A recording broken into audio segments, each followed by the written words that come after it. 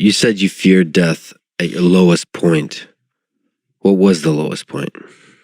It was November 1st of 2017, and then Thanksgiving Day of that same year.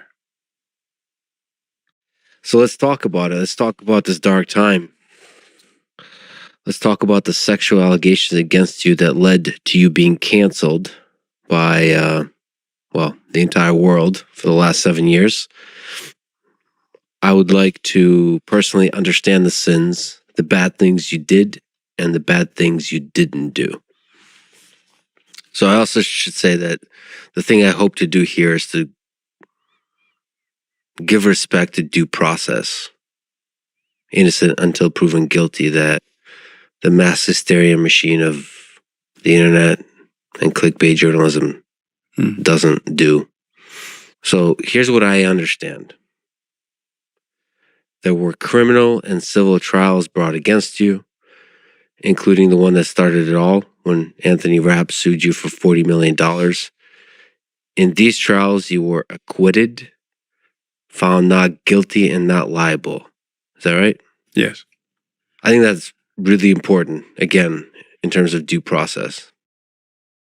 And I read a lot, and I watched a lot in preparation for this on this point, including, of course, the recently detailed interviews you did with Dan Wooten and then Allison Pearson of The Telegraph. And those are all focused on this topic, and they go in detail where you respond in detail to many of the allegations. If people are interested in the details, they can listen to those. So based on that and everything I looked at, as I understand, you never prevented anyone from leaving if they wanted to, sort of in a sexual context, for example, by blocking the door. Is that right? That's correct, yeah.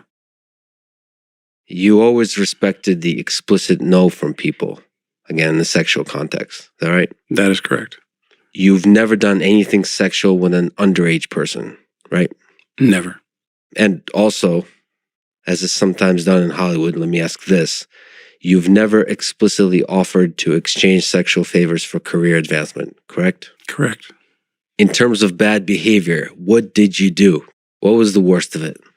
And how often did you do it? I have heard now quite often that everybody has a Kevin Spacey story. And what that tells me is that I hit on a lot of guys. How often did you cross the line? And what does that mean to you? I did a lot of horsing around. I did a lot of things that at the time I thought were sort of playful and fun. And I have learned since were not. And I have had to recognize that I crossed some boundaries and I did some things that were wrong and I made some mistakes. And that's in my past. I mean, I've been working so hard over these last 7 years to have the conversations I needed to have, to listen to people, to understand things from a different perspective than the one that I had, and to say, I will never behave that way again for the rest of my life. Just to clarify, I think you're often too pushy with the flirting. And that manifests itself in multiple ways. But just to make clear, you never prevented anyone from leaving if they wanted to. You always took the explicit no from people as an answer. No, stop. You took that for the answer. You've never done anything sexual with an underage person. And you've never explicitly offered to exchange sexual favors for career advancement. These are some of the sort of accusations that have been made, and in the court of law, multiple times have been shown not to be true. But I have had a sexual life, and I've fallen in love, and I've been so admiring of people that I'm so romantic. I'm such a romantic person that there's this whole side of me that hasn't been talked about, isn't being discussed, but that's who I know. That's the person I know. It's been very upsetting to hear that some people have said, I don't have a violent bone in my body, but to hear people describe things as having been very aggressive is incredibly difficult for me.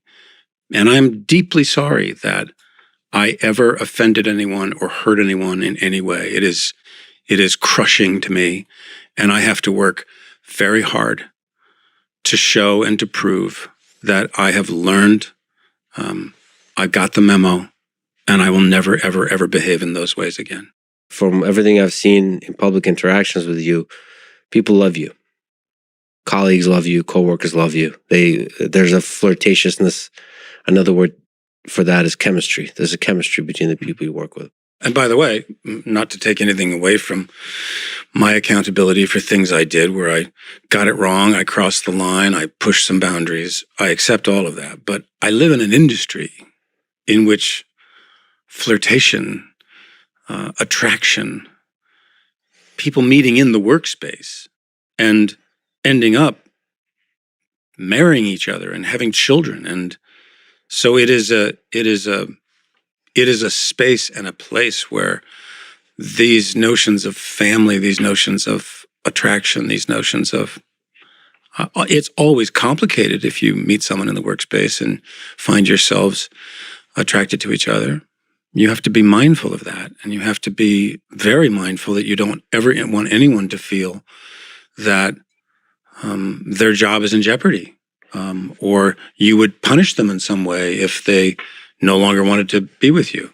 So those are important things to just acknowledge. Another complexity to this, as I've seen, is that there's just a huge number of actors that look up to you, a huge number of people in the industry that look up to you. So and love you. I've seen just from this documentary, just a lot of people just love being around you, learning from you what it means to create great theater, great film, great stories. And so that adds to the complexity. I wouldn't say it's a power dynamic like a boss-employee relationship. It's a admiration dynamic that is easy to miss and easy to take advantage of. Is that something you understand? Yes. And I also understand that there are people who met me and spent a very brief period of time with me, but presumed I was now going to be their mentor, and then behaved in a way that I was unaware of, that they were either participating or flirting along or encouraging me without me having any idea that at the end of the day, they were expecting something.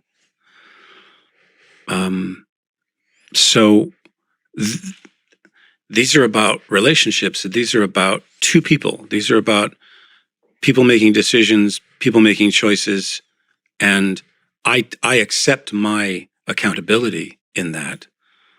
But there are a number of things that I've been accused of that just simply did not happen. And I can't say, and I don't think it would be right for me to say, well, I everything that's ever been I've been accused of is true, because we've now proved that it isn't and it wasn't. But I'm perfectly willing to accept that I had behaviors that were wrong and that I shouldn't have done. And I am regretful for.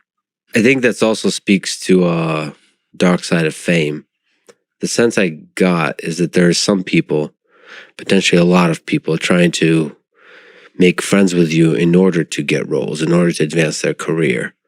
So not you using them, but they trying to use you. What's that like? How do you know if somebody likes you, for Kevin, or likes you for, like you said you're a romantic. You see a person and you're like, I like this person. And they seem to like you. How do you know if they like you for you? Well, to some degree, I would say that I have been able to trust my instincts on that, and that I've most of the time been right.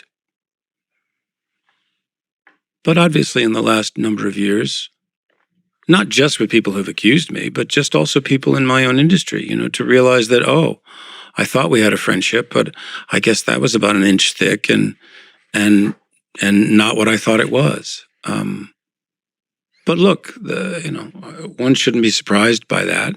I have to also say, you said a little while ago that the world had canceled me, and I have to disagree with you. I have to disagree because For 7 years, I've been stopped by people, sometimes every day, sometimes multiple times a day. And the conversations that I have with people, the generosity that they share, the kindness that they show, and how much they want to know when I'm getting back to work, tells me that while there may be a very loud minority, there is a quieter majority. In the industry, have you been betrayed in life? And how do you not let that make you cynical?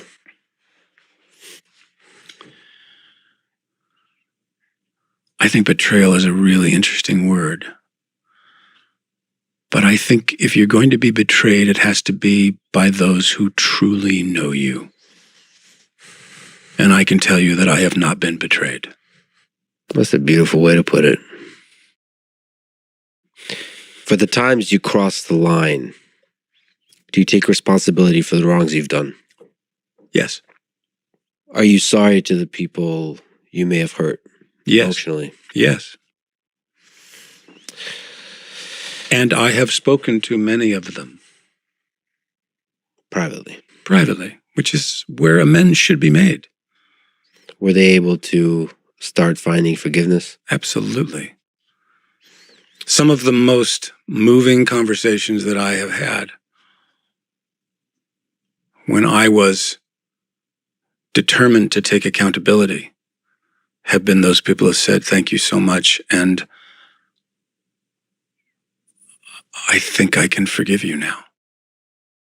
If you got a chance to talk to the Kevin Spacey of 30 to 40 years ago, what would you tell him to change about his ways? And how would you do it? What would be your approach? Would you be nice about it? Would you smack him around? I think if I were to go back that far, I probably would have found a way to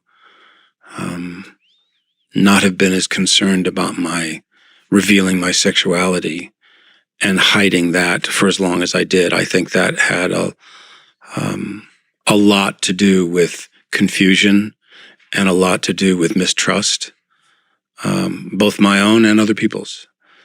For most of your life, you were not open with the public about being gay. What was the hardest thing about keeping who you love a secret? That I didn't find the right moment of celebration to be able to share that. That must be a thing that weighs on you, to not be able to fully celebrate your love. You know, Ian McKellen said after 40, he was 49 when he came out. 27 years he'd been a professional actor, being in the closet. And he said he felt it was like he was living a part of his life not being truthful. And that he felt that it affected his work when he did come out, because he no longer felt like he had anything to hide. And I absolutely believe that that is what my experience has been and will continue to be. I am sorry about the way I came out, but Evan and I had already had the conversation. I had already decided to come out, and so it wasn't like, oh, I was forced to come out, but it was something I decided to do. And by the way, much against Evan's advice, I came out in that statement, and he wishes that I had not done so. Yeah, you made a statement when the initial accusation happened. That could be up there as one of the worst social media posts of all time. It's like 2 for 1. Don't hold back. Now, come on. Really tell me how you feel. The first part, you kind of implicitly admitted to doing something bad, which was later shown and proved completely to never have happened. It was a lie. No, I basically said that I didn't remember what this person was, that Anthony Rapp was claiming from 31 years before.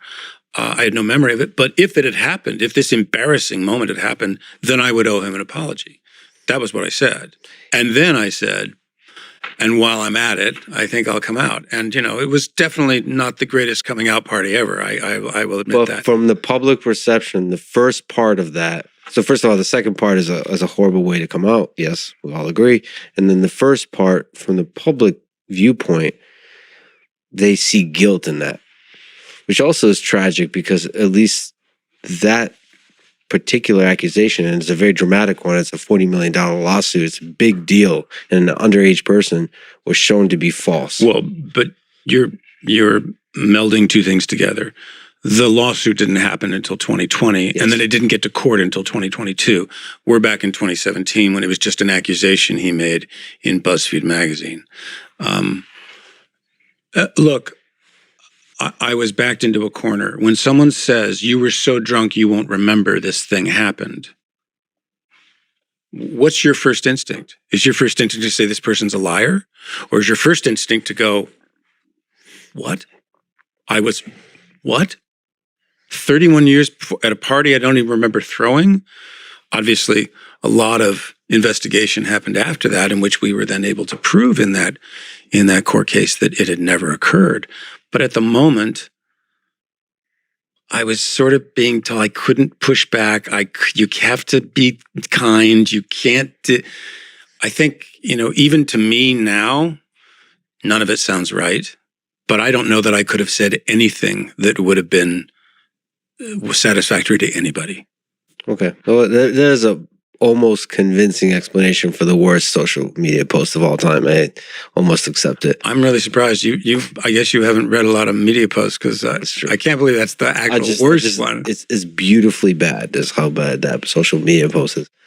As you mentioned, Liam Neeson and Sharon Stone came out in support of you recently, speaking to your character.